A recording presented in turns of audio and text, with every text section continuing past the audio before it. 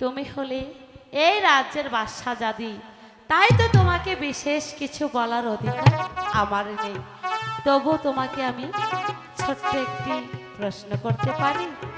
বলো, কি বলতে চাও তুমি? আচ্ছা তাজেল, বলো তো, একটি মাঝি কয়টি নৌকা চালাতে পারে?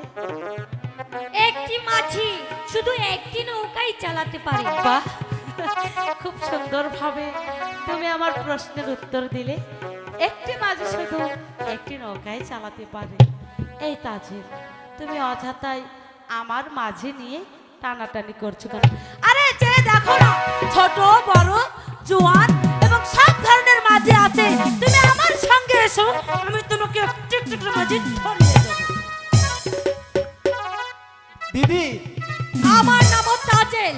আমিও দেখবো কোথাকার জল কোথায় গিয়ে গড়ায়।